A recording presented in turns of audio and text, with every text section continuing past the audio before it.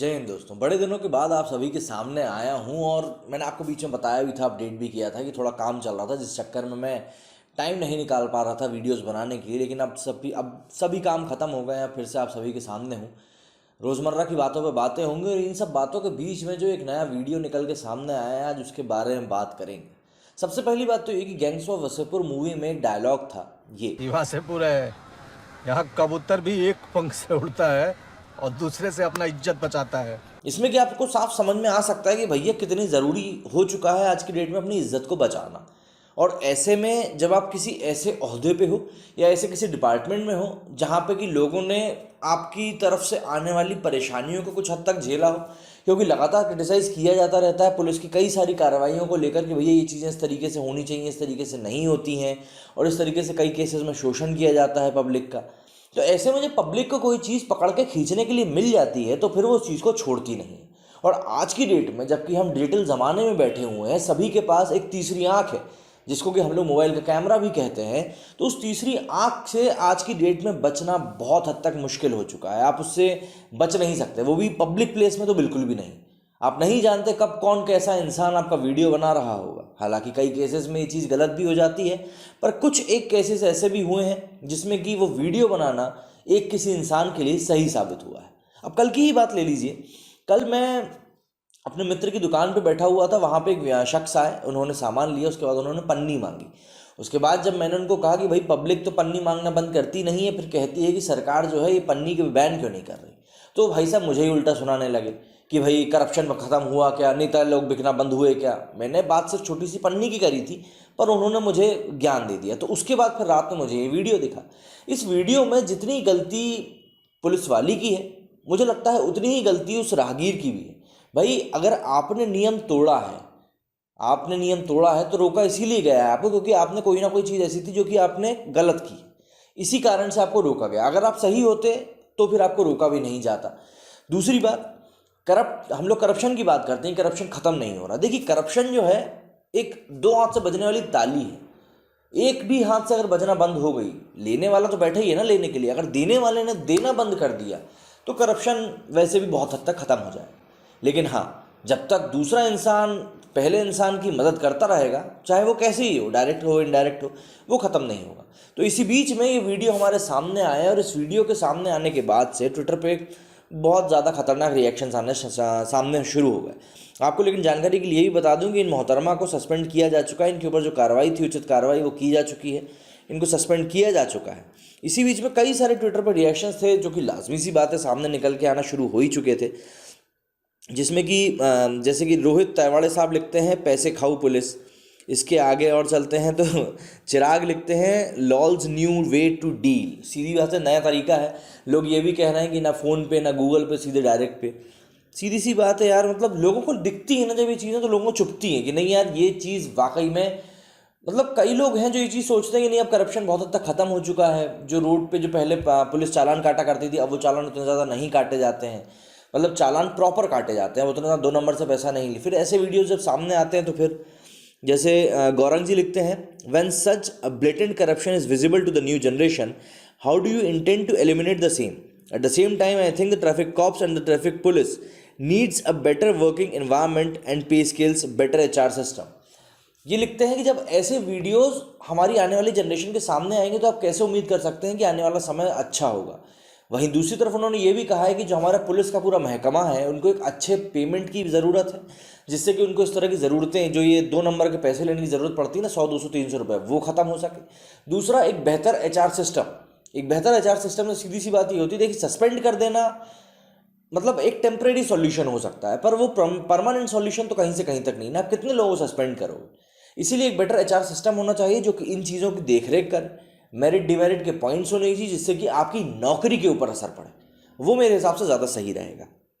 इसके आगे कई लोगों ने इसको टैग किया है, जैसे तन्मय सरकार लिखते हैं let's have front page on this weekend, the youth needs to learn the right things. सीधी सी बात है, अगर कोई गलत चीज़ हुई है तो हमको युवाओं को उसकी तरफ खींचना चाहिए कि भाई आपको पता चले कि क्या चीज़ गलत है और क्या चीज़ सही है। क्योंकि मेरी नज़र में आपको ये पता होना कि आपको क्या करना है, उससे ज़्यादा आपको ये पता होना चाहिए कि आपको क्या चीज़ नहीं करना है। क्योंकि अगर आपको ये चीज़ क्लियर होगी ना कि आपको क्या क्या नहीं करना है, तो आप एक ज़्यादा बेहतर तरीके से काम कर पाएंगे। कई सारे, जैसे ये मुंबई ने लिखा है corruption times in corona not cashless but hygienic. सीधी सी बात है, बिना हाथ एक दूसरे को टच करे पैसे ले रहे हैं तो हाइजेनिक तरीका तो है बिल्कुल भी, मतलब यार इसको। नीरव लिखते हैं some procedures to be done in Gujarat also, I think he she go to tailor shop and swing big pocket filling bill. मतलब इन्होंने बेसिकली ये कहा है कि भैया ये जो है ये टेलर के पास जाके अलग से ऐसे बड़े जेब बनवाती होंगी पैसे वैसे रखने के लिए, ऊपर से बात की जा रही है। इसके आगे आसिफ ने लिखा है मुंबई की pocket directly without taxable income. ये वैसे पुणे की न्यूज़ है, मैं आपको बता दूं। मनीष कुमार सिंह लिखते हैं ऑनलाइन चालान भी एक तरीका है, पर अगर सामने ही आपको कोई घेर के खड़ा हो जाए तो आप क्या ही कर लेंगे। शेरिल लिखती हैं this is normal in Mumbai, no zero integrity. कई जगह पे ऐसे केसेस सामने आते रहे हैं, मतलब मेरे साथ भी ऐसे कई केसेस हो चुके हैं। हालांकि मैंने पैसे नहीं दिए थे, चालान कटवाया था प्रॉपर, लेकिन हाँ कोशिश तो की जाती है बार बार देर सवेर कि भैया इस तरीके से कुछ ना कुछ हो सके। सुरेश प्रजापति लिखते हैं she said I don't touch black money, put it in the pocket मतलब मैं काले पैसे को हाथ नहीं लगाती हूँ, अगर तुम्हें देना ही है तो सीधे मेरे जेब में रख दो। राजेश फनवानी लिखते हैं shocking such incidents spoil our young generation who think bribes is okay, it shakes moral foundation of our society, please take strict action. सीधी सी बात है, एक पहले ट्वीट में मैंने आपको बताया कि अगर हमारी यंग जनरेशन ये सब चीज़ें देखती है तो उनके दिमाग में जो एक इमेज जाती है वो ये जाती है कि जो ये ब्राइबिंग है, करप्शन है, इट्स ओके, ये होता है, ये तरीका है, जो कि हमारे पुराने लोग भी हमको बताते हैं कि अरे यार 200-300 रुपये तो खर्च होंगे, पैसे दो और काम कराओ, चलते बनो। यही जो चीज़ है, यही जो थिंकिंग है हमें ख़त्म करनी है। लेकिन अगर इस तरह के वीडियोस हमारे सामने लगातार आते रहेंगे तो आई डोंट थिंक ये चीज़ें कभी ख़त्म हो पाएंगी जड़ से। मुलुंद मुंबई लिखते हैं रूप का राजा चोरों की रानी, ओ वेट, अच्छा लोग भी ना, मतलब सीधी सी बात है, इस चीज़ में बिल्कुल भी चुप नहीं रहते हैं किसी भी तरीके से अपनी बात को कहने से। जस्ट लाइक दैट लिखते हैं nice idea and department asking proof है क्या। मतलब कई बार हम लोग जब ब्लेम करते हैं तो हमसे पूछा जाता है आपके पास प्रूफ क्या है, तो उसके ऊपर से इन्होंने शायद लिखा है कि भाई इससे बड़ा प्रूफ क्या ही हो सकता है। बहुत सारे लोगों ने इसको ट्वीट किया है, ये बहुत ज़्यादा वीडियो वायरल भी हो गया, जिसके की बाद पुलिस ने इसके ऊपर एक्शन लेने की भी सोची कि भाई अब इसके ऊपर एक्शन ले लेना चाहिए, और जो पुलिसकर्मी थे उनको सस्पेंड कर दिया गया बाद में।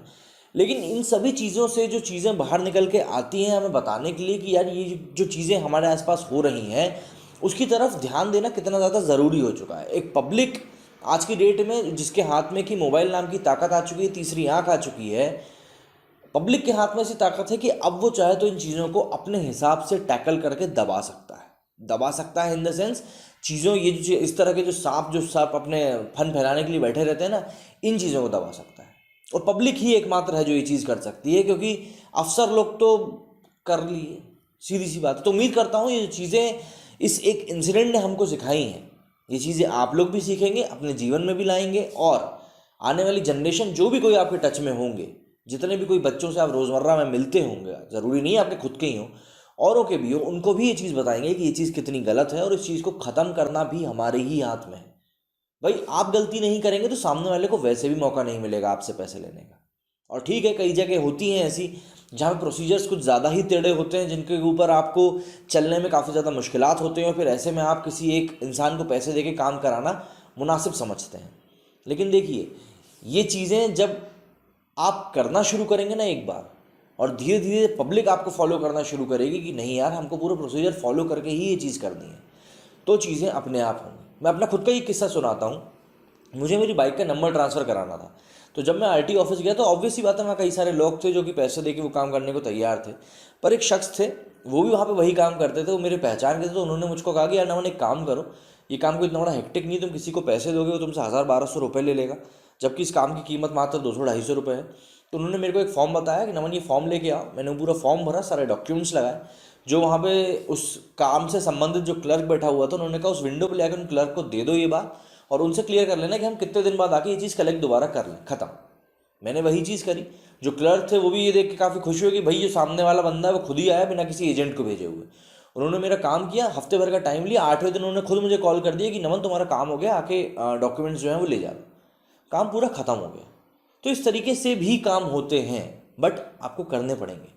तो अगर आप करना शुरू करेंगे तो अपने आप काम धीरे धीरे होने ही लगेंगे। और लाजमी सी बात है, जब एक बार आप जैसे मैं कर लिया हूँ, मैंने वो काम कर लिया, तो अब जो मेरे से कोई आके राय पूछता है तो मैं उसको सीधे बताता हूँ यार ये तरीका है, आप जाके ऐसे ऐसे कर लीजिए। देखिए, तरीके निकालने से ही तरीके निकलेंगे। इसका मतलब ये नहीं है कि आप किसी को पैसे देने लगे या करप्शन को बढ़ावा देने लगे। इन चीज़ों को ख़त्म करना हमारे ही हाथ में है। तो उम्मीद करता हूँ जो बात मैं आपको समझाना चाहता था आप समझ गए होंगे। मेरे इस वीडियो में फिलहाल इतना ही। जल्दी ही नए वीडियो के साथ दोबारा आप लोगों के सामने आऊँगा। जय हिंद, जय भारत।